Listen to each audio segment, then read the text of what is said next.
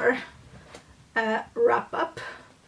These are all the books I read this month, with the exception of the Kindle books, which by the time this is up you have the reviews for those. And one manhwa first, which is Bloody Sweet. So Bloody Sweet follows Naerim. She's a high school student who has been having troubles in school. She is being bullied by some of her colleagues. What happens is that one day the colleagues make her in a school trip. They make her enter an old church. When Naerim opens a sealed cabinet, a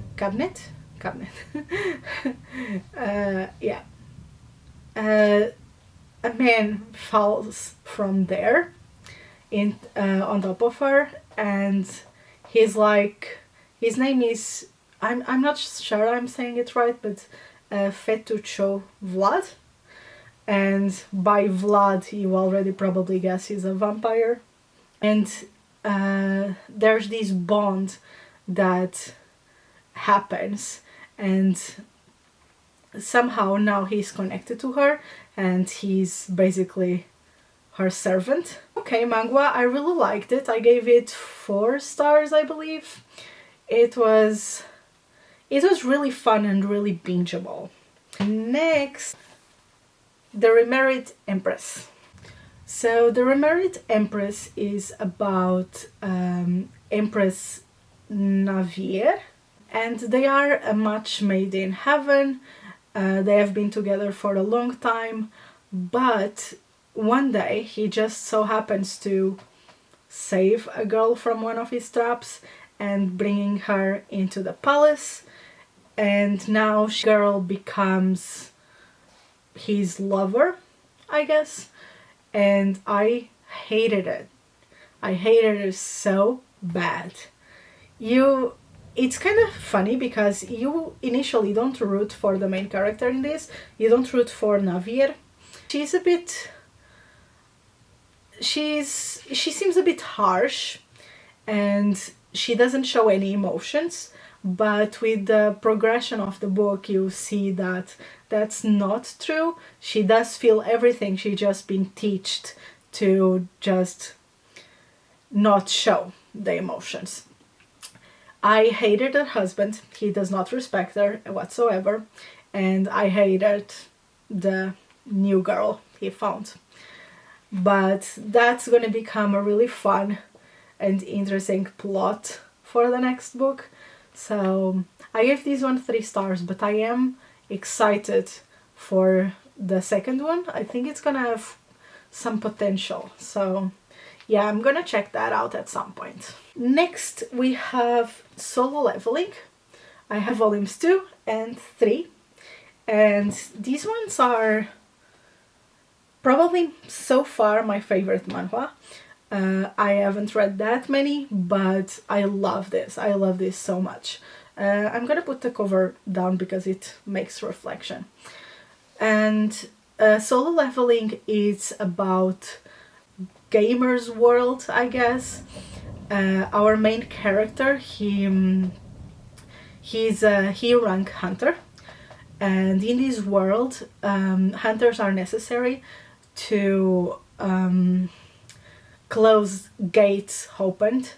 Those gates contain monsters and the boss, and if they are not closed, the monsters pass to our world. So those hunters, they are the ones that deal with that, and our main character is a E ranker, so he's the bottom of the bottom. But there's something that happens that turns him into a totally different person, and now he can see kind of like a computer in his head that makes him do certain things and makes him get better and better. And they called it a reawakening, but he seems to be something more special. But yeah, it's really good.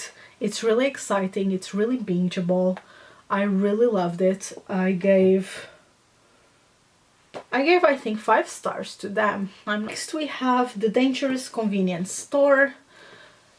I didn't much care for this. It was just okay. So the premise is that there's a guy, and wow, that was thunder. Can you hear that? It's terribly thundery.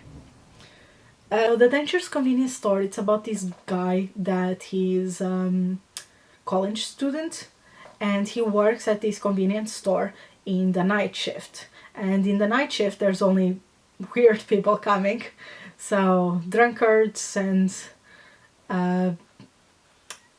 people that are connected with drugs, like drug lords or something, or people just wanting a fight. So he has quite a hard time working there, but he's used to it.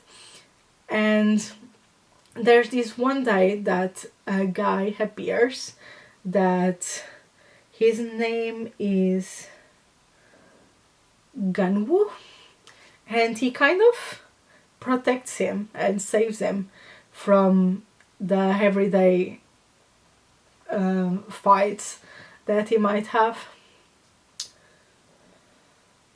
And he kind of protects him, and the other bad guys start seeing that he is not to deal with, so it makes his job easier, and they have a good connection. They just started knowing each other, but they already have that sexual tension, which is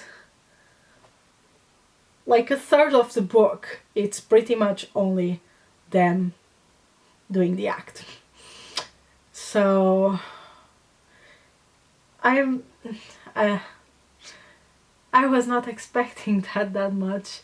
I seem like a broken record that every book I grab has some sexuality in it, but I don't like it. I just don't. I like if I know what's gonna happen, but this came out of nowhere for me. I mean, by the cover you do not guess what it is. It was not closed, so yeah, I didn't know it was gonna be yaoi. But 3 stars. It was okay. Am I gonna continue? Probably not. That's it for my manhwa. So Venus in the Blind Spot. This is a reread for me. Actually, when I started, I didn't remember that I already read it before, but with the continuation of the short stories, I definitely remembered my favorite ones. So there's 10 short stories in this book. It's by Junji Ito, and they are so cool. I really like this one. The first one, it's Billions Alone, and there's this broken record kind of playing it everywhere, and then it suddenly appears people connecting with each other, just floating around in rivers. He knows how to do horror. It's just creepy and disgusting in a way too. Let's see if I can...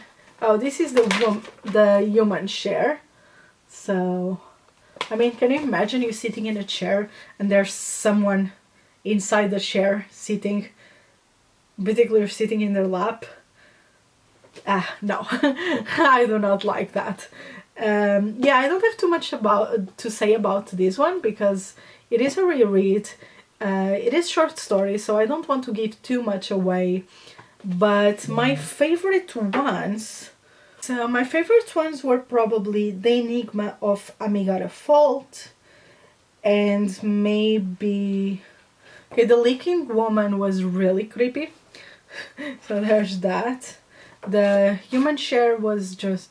No, the Leaking Woman was disgusting. The human share was creepy. So, yeah. Reread this one. Next I have Blue Lock Volume 7. I really need to continue with this. I kind of made a pause in it, but I have till like Volume 13 already had on, so I should really get to it. And I love this. I love this so much. I give it 5 stars. I've been loving the series. It's about these boys that are selected for the program for wanting to be the best striker in the world. And so if you win, there's that, and you probably get to play in Japan's team. But if you lose, you can never play for the team ever again, not even if you get better. So there's pros and cons, but the problem with this series is that I love so many characters in it and I don't want them to go away, and there's supposedly only one can win, right? The best striker. But I want them all to win, and it's really stressing me out, this series, because I love it so much.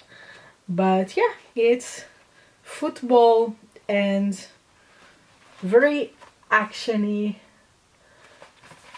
Really, it's kind of emotional too, in my opinion. I'm really connected with the characters at this point, and just seeing them give their best, and it just, I love it. This is Isagi, is the main character. So yeah.